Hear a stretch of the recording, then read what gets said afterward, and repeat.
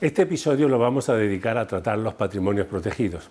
reconocidos y regulados en la Ley 41/2003 de protección patrimonial de las personas con discapacidad, siguen resultando a día de hoy mal conocidos y poco constituidos. Su nombre abreviado de patrimonio protegido lleva a equívocos y a pensar en opciones que no se corresponden con la realidad. Por tanto, la primera cuestión a aclarar es saber a qué llamamos patrimonio protegido.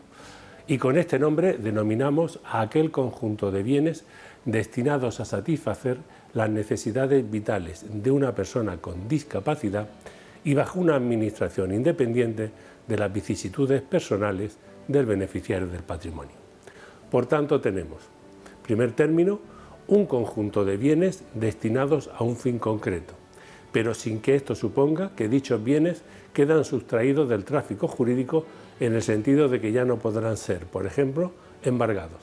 El patrimonio protegido no es una entidad jurídica distinta de su titular o beneficiario.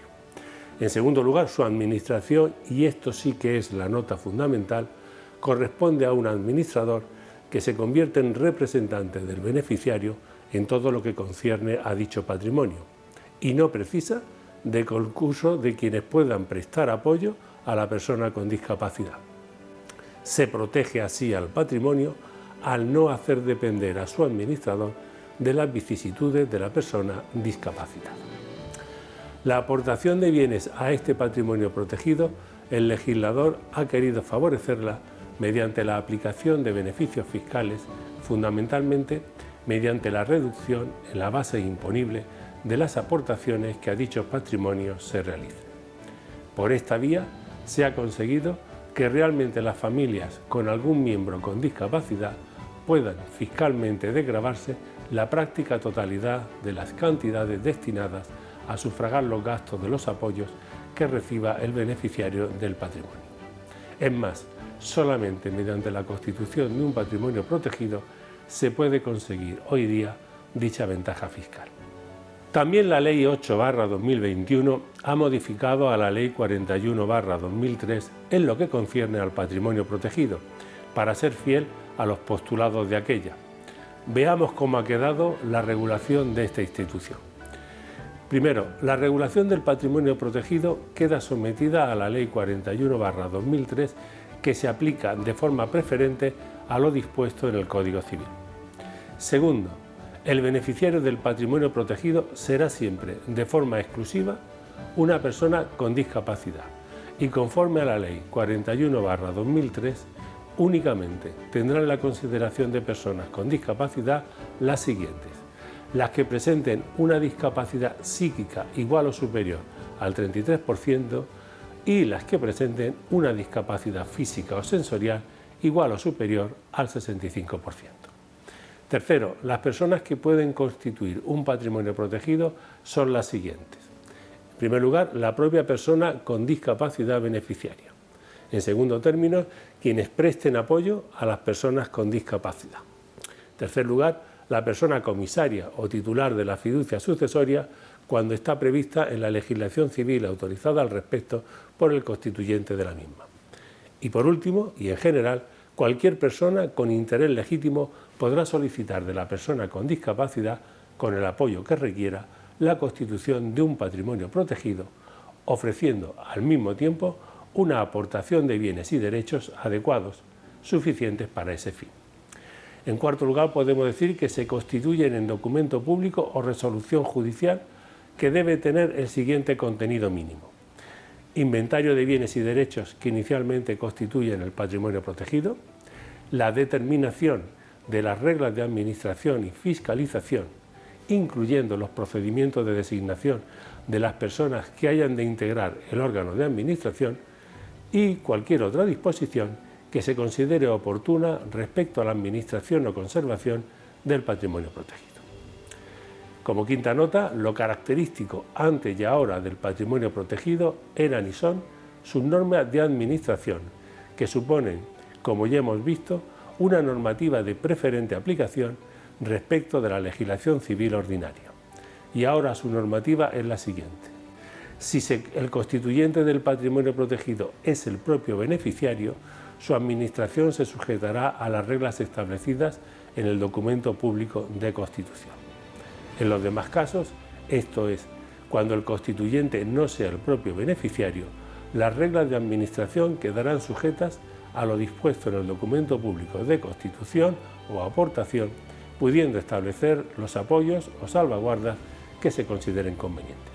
Se mantiene una especialidad que ya en el momento de promulgarse la Ley 41/2003 fue una novedosa regulación, como es la prevención de que en ningún caso será necesaria la subasta pública para la enajenación de los bienes o derechos que integran el patrimonio protegido. Por último, recalcar la amplia autonomía que el constituyente del patrimonio protegido tiene para establecer las reglas de administración y fiscalización, pues la ley no establece ninguna.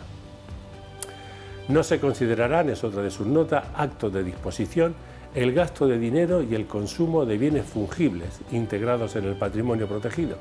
cuando se hagan para atender las necesidades vitales de la persona beneficiaria.